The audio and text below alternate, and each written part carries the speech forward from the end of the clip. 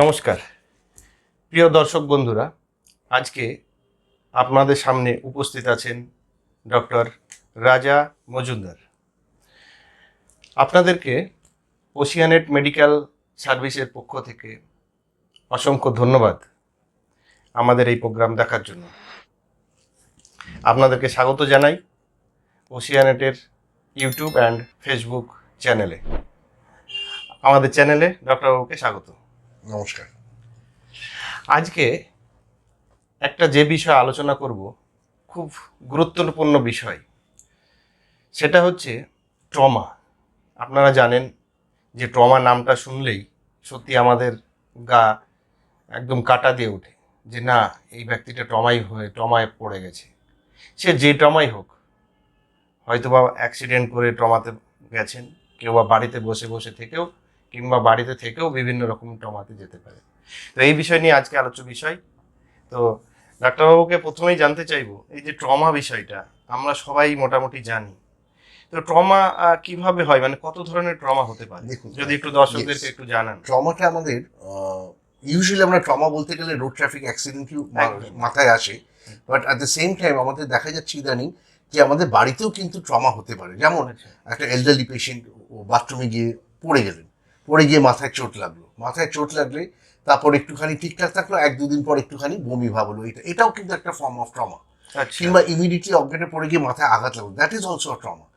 তারপর এলডারলি পিপলের মাথায় ছাড়া আপনার যদি হঠাৎ ঘুরতে যায়, পায়ে উইকনেস আছে, ঘুরতে গিয়ে পা মুচকে পড়ে গেলেন, সেখানে কিন্তু একটা কোমরে ফ্র্যাকচার হলো, সেটাও কিন্তু ট্রমা।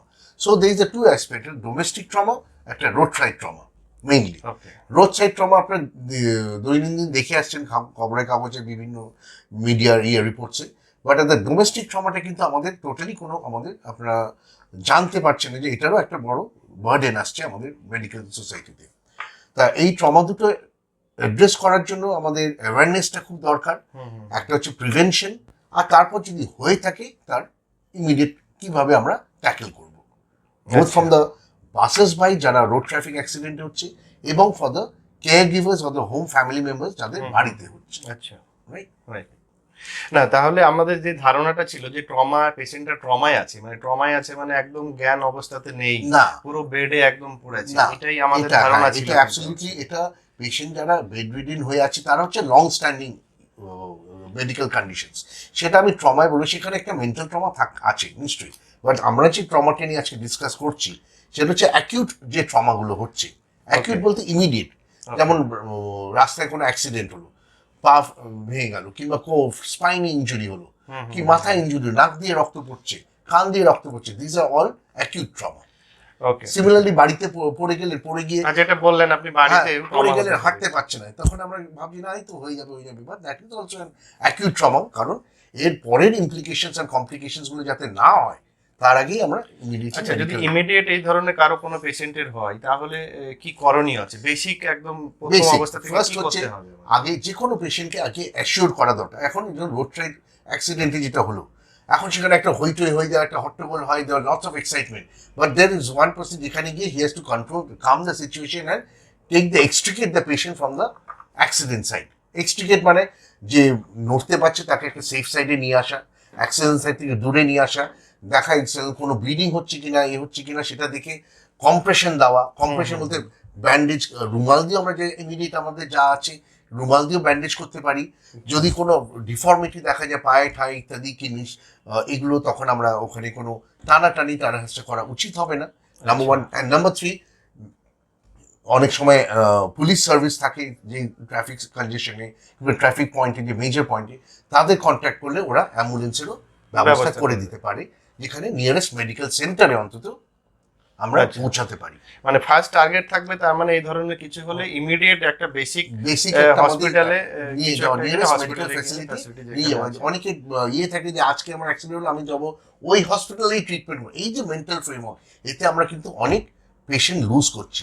এটা 10 কিলোমিটার দূরে, কিন্তু আমাদের 1 কিলোমিটারের মধ্যেই একটা যে হসপিটাল আছে সেটা আমরা মানে একদম নিয়ারেস্ট হসপিটাল যেখানে থাকবে সেখানে গিয়ে আমাকে যাতে ইনিশিয়াল ট্রিটমেন্ট এবং স্ট্যাবিলাইজেশনটা করা যায়। একদম বুঝতে পারলাম। হ্যাঁ, তাহলে প্রিয় দর্শক বন্ধুরা, আপনারা একদম শুনছেন খুব গুরুত্বপূর্ণ তথ্য, যে ট্রমা নিয়ে আমাদের আজকের আলোচ্য বিষয়।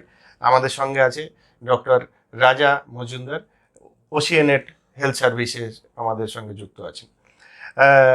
ডক্টর রাজা মজুমদারের সঙ্গে যদি আপনারা মনে হয় এই বিষয় সম্বন্ধে আরও কোনো জানতে চাইছেন, ট্রমা বিষয়ে কিংবা আরও কোনো বিষয়ে, তাহলে আপনারা অবশ্যই যে নাম্বারটা দেখতে পাচ্ছেন নিচে সেই নাম্বারে যোগাযোগ করবেন এবং আমাদের এখানে ওনার সাথেও কনসাল্ট করতে পারেন। তো আমরা আবার আসি নেক্সট আর কি, ট্রমা বিষয়ে যখন আমাদের আলোচনা হচ্ছে, যদি হঠাৎ রোড অ্যাক্সিডেন্ট হলো, তো রোড অ্যাক্সিডেন্ট হলে যাতে এই অ্যাক্সিডেন্ট এড়ানো যায় আর কি। তো সেই ট্রমাটাকে আমরা অ্যাক্সিডেন্ট কখন হবে না হবে সেটা তো খুব বলা যায় না, তো আমরা কিভাবে একটা করতে পারি সেটাকে প্রতিরোধ ফর করার এক্সাম্পল মতো? প্রতিরোধ করা, প্রিভেনশন ইজ দ্য ফার্স্ট কিউর। আগে ছিল অনলি কিউর ছিল, এখন হচ্ছে প্রিভেনশন ইজ দ্য ফার্স্ট কিউর। সেটা কিভাবে, যেমন আমি রোড ট্রাফিক অ্যাক্সিডেন্ট সাধারণত বাই ভেহিকুলার অ্যাক্সিডেন্টই বুঝি। ফর এক্সাম্পল আমরা ড্রাইভার তো সিট বেল্ট পরছে, কিন্তু যে পাশে কো ড্রাইভার তাকেও সিট বেল্ট পরা উচিত।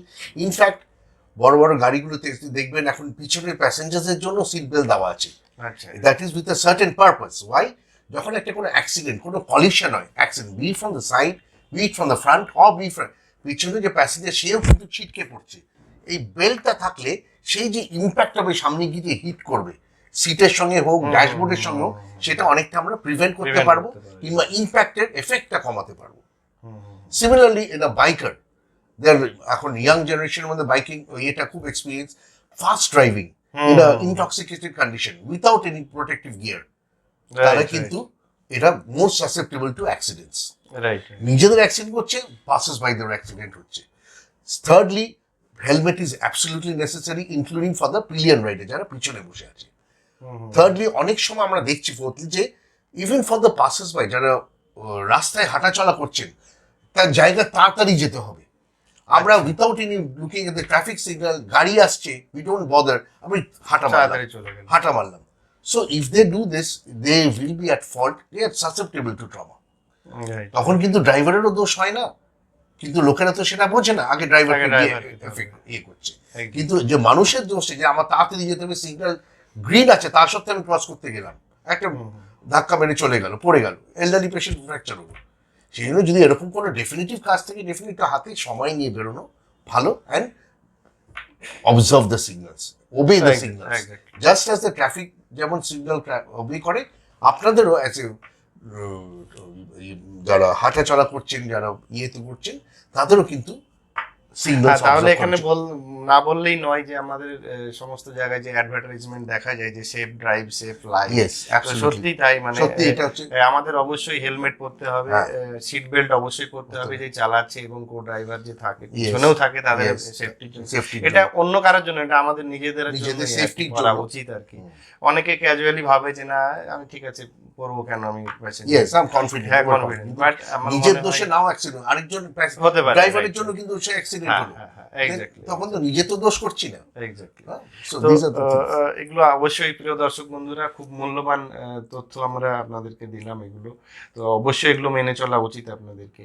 তো আমরা নেক্সট আরেকটা সেশনে যাই, সেটা হচ্ছে এল্ডারলি কেয়ারদের, যেটা বললেন, মানে যারা বাড়িতে থাকে তাদেরকে কিভাবে চলাফেরা করা উচিত, যারা বয়স্ক, বাড়িতে ট্রমা থেকে কিভাবে মুক্ত পেতে পারে? বাড়িতে ট্রমাগুলো বেশ সাধারণত আমরা দেখি একটা এল্ডারলি এজ গ্রুপের মধ্যে প্রচলন, মানে মোর প্রেভেলেন্ট। কিছু একটা হচ্ছে যারা অনেকে আজকাল থাকে, দেখুন এল্ডারলিরা কেয়ার গিভার নিয়ে থাকে, বাড়িতে কেউ নেই, একা একাই থাকে, তো ওদের সাপোর্ট সিস্টেমটা একটা থাকে সবখানে। কিন্তু নিজেকেও অনেক সময় যে বয়স হয়ে গেলে মনে হয় যে আমি আগের মতো আমি করতে পারতাম, আমাকে এখনো করতে হবে। সো দ্যাট স্টাববারনেস যেটা থেকে থাকে, তার জন্য কিন্তু অনেক এরকম অ্যাক্সিডেন্টাল ফলস গুলো হচ্ছে। If they have to cope with the mental age, যে আমি এখন আগের মতো করতে পারবো না, সো দেয়ার সাপোর্ট সিস্টেম, যেমন ওয়াকিং স্টিক নিয়ে আস্তে আস্তে যাওয়া, বা বাথরুমে গিয়ে যখন ল্যাচ যাতে না টানা, যদি ইয়ে থাকে ল্যাচ, বাথরুমে যাতে হ্যান্ডেল লাগানো থাকে, যেখানে সাপোর্ট, যেখানে ইয়ে ওয়াশরুম, বেদিং, এইসব জায়গাগুলোতে যেন ময়েস্ট ফ্লোর, টাইলসের ফ্লোর থাকলে ইজ মোর রিস্কি, যেখানে স্লিপ করে যাওয়ার টেন্ডেন্সি অনেক বেশি বেড়ে যায়। দেন সাপোর্টিভ হ্যান্ডেল যাতে গ্রিপ করে করে আস্তে আস্তে হাঁটাচলা করতে পারে, এই জিনিসগুলো আমাদের। তার জন্য আমরা বেসিক্যালি দেখি বেশিরভাগই যারা এল্ডারলি পেশেন্ট হয়, তারা হিপ জয়েন্ট নিয়ে ভাঙা, পড়ে যাচ্ছে, স্লিপ করে যাচ্ছে, মাথা ফেটে গেছে, এরকম ভাবে নিয়ে বেশি পেশেন্ট এরকম আমরা দেখি আসছি। তো সেগুলোকে প্রিভেন্ট করতে গেলে এগুলো আমাদের ছোট ছোট বাড়িতে অ্যাডজাস্টমেন্ট করতে হয়, যেখানে আমাদের একটু এগুলো প্রিভেনশনের রেট অনেক কমে যেতে পারে। একদম। তো প্রিয় দর্শক বন্ধুরা, আপনারা শুনলেন ডক্টর রাজা মজুমদারকে। আমরা পরের সেশনে আরও চাইবো যে নতুন নতুন কোনো তথ্য নিয়ে আপনাদের কাছে নিয়ে আসতে, এবং বিভিন্ন তথ্যের মাধ্যম দিয়ে আপনাদেরকে আরও জানাবো যে কিভাবে করলে কি হয় না হয়, ইম্পর্টেন্ট ইনফরমেশনগুলো। তো এই ধরনের রিলেটেড আমাদের স্যার আমাদের কাছে উপস্থিত আছেন এবং আমাদের সাথে যুক্ত থাকবেন আশা করি। তো এই রিলেটেড যদি আপনাদের কোনো কোশ্চেন্স থাকে অবশ্যই আপনারা কমেন্ট করবেন, সেই কমেন্টের আমরা স্যারের পারমিশন নিয়েই আপনাদেরকে উত্তর দেওয়ার চেষ্টা করব। এবং যদি মনে হয় ডিরেক্ট আপনারা এসেও আপনাদেরকে স্যারকে দেখিয়ে যাবেন কিংবা কনসাল্ট করতে চাইছেন এই বিষয় রিলেটেড, তাহলে অবশ্যই আপনারা আমাদের নিচে দেওয়া নাম্বারে যোগাযোগ করবেন। ওশিয়ানেট মেডিকেল সার্ভিসেস পক্ষ থেকে আপনাদেরকে সকলকে ধন্যবাদ জানাই, এই বলে আমাদের আজকে শেষ করছি। নমস্কার। নমস্কার।